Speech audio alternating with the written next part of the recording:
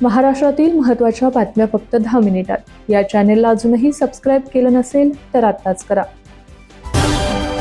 भारताच्या 77व्या प्रजासत्ताक दिनानिमित्त सर्वत्र उत्साहाचं वातावरण पाहायला मिळतंय। दरम्यान मुंबईतील छत्रपती शिवाजी महाराज पार्क येथे राज्यस्तरीय झेंडावंदन समारंभ मोठ्या उत्साहात पार पडला। यावेळी मुख्यमंत्री देवेंद्र फडणवीस यांच्या हस्ते राष्ट्रीय ध्वज फडकावण्यात आला। त्याचबरोबर विविध कार्यक्रमांचे आयोजन देखील करण्यात आले। मुख्यमंत्री फडणवीस यांनी उपस्थितांना प्रजासत्ताक दिनाच्या शुभेच्छा दिल्या। तसेच त्यांनी देशाची एकता, संविधानाचे महत्त्व आणि राष्ट्र उभारणीत नागरिकांच्या योगदानावर भर दिला। यासोबतच सरकार करत असलेल्या कल्याणकारी योजनांची माहिती देखील त्यांनी यावेळी दिली।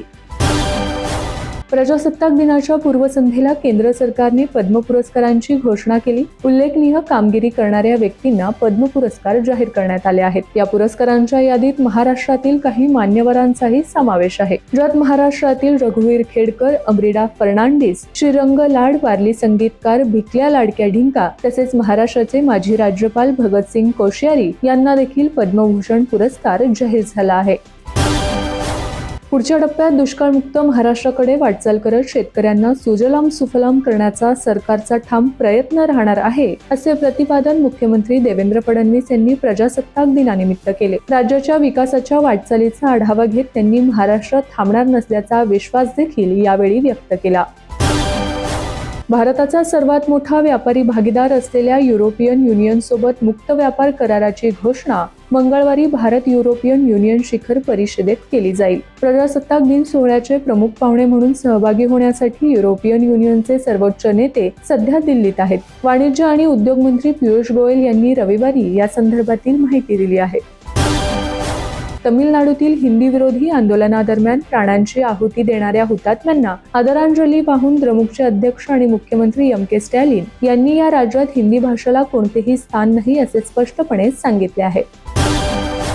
महापालिका निवडणुकीनंतर चर्चेत आलेल्या मुंबऱ्यातून एक धक्कादायक घटना समोर आली आहे। उपमुख्यमंत्री अजित पवार गटातील राष्ट्रवादी काँग्रेसच्या नेत्यावर भर रस्त्यात धारदार शस्त्राने वार करण्यात आला। या घटनेने संपूर्ण परिसर हादरून गेला असून मुंबऱ्यात सध्या राजकीय वातावरण चांगलेच तापले आहे। मुंब्रा येथील सम्राटनगर परिसरात प्रभाग क्रमांक 31 मधील अजित पवार गटाच्या उमेदवार मनीषा प्रवीण पवार यांचे पती प्रवीण पवार यांच्यावर विरोधकांनी वार केला असल्याची माहिती आहे। या प्रकरणी मुंब्रा पोलीस ठाण्यात गुन्हा दाखल करण्यात आला असून पुढील तपास सुरू आहे।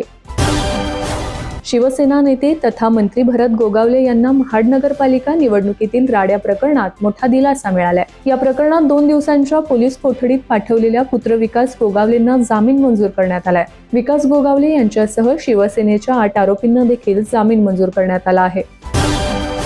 भारतीय क्रिकेट नियामक मंडळाचे माजी अध्यक्ष आणि ज्येष्ठ क्रिकेट प्रशासक इंद्रजित सिंह बिंद्रा यांचे रविवारी निधन झाले। त्यांच्या निधनाने भारतीय क्रिकेट प्रशासनातील एक सुवर्णकाळ संपल्याची भावना व्यक्त केली जात आहे। बिंद्रा यांनी भारतीय क्रिकेटला जागतिक स्तरावर नेण्यात आणि व्यावसायिकदृष्ट्या सक्षम करण्यात मोलाची भूमिका बजावली होती। महापालिकेनंतर राज्यात जिल्हा परिषद आणि पंचायत समिती निवडणुकांचं बिगुल वाजलंय। या निवडणुकांच्या पार्श्वभूमीवर राज्याच्या राजकारणात घडामोडींना वेग आला असून यावेळी दोन्ही शिवसेना एकत्र आल्या आहेत। सोलापूर जिल्ह्यातल्या बार्शीनंतर आता माढ्यात देखील दोन्ही शिवसेना एकत्र आल्या आहेत।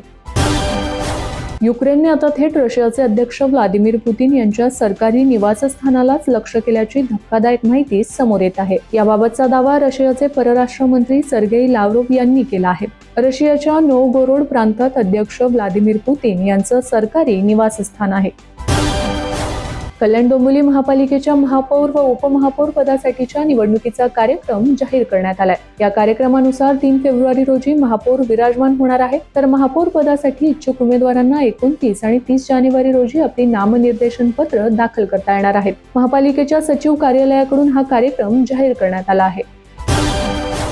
स्वाभिमानी शेतकरी संघटनेचे सांगली जिल्हाध्यक्ष आणि राजू शेट्टी यांचे खंदे समर्थक महेश खराडेंनी भाजपात प्रवेश केला। सांगलीत पालकमंत्री चंद्रकांत पाटलांच्या उपस्थितीत महेश खराडे यांनी शेकडो कार्यकर्त्यांसह भाजपमध्ये प्रवेश केला आहे। तर महेश खराडेंच्या भाजपा प्रवेशमुळे स्वाभिमानी शेतकरी संघटनेला मोठा हादरा बसला आहे। कोल्हापूरमध्ये जिल्हा परिषद निवडणुकीच्या पार्श्वभूमीवर मतदारांना आमिष दाखवण्याचा गंभीर प्रकार उघडकीस आला आहे। करवीर तालुक्यात मतदारांना वाटण्यासाठी आणलेल्या साड्यांनी भरलेल्या टेम्पोवर भरारी पथकानं धाड टाकली। साड्यांच्या पिशव्यांमध्ये थेट स्थानिक उमेदवारांचे फोटो आणि हँडबिल्स आढळून आल्याने खळबळ उडाली आहे. या कारवाईत तब्बल 10 लाख रुपयांचा मुद्देमाल जप्त करण्यात आलाय. निवडणूक आचारसंहितेच्या भंगामुळे संबंधितांवर कारवाई होण्याची शक्यता असून जिल्ह्यात राजकीय वातावरण तापलं आहे.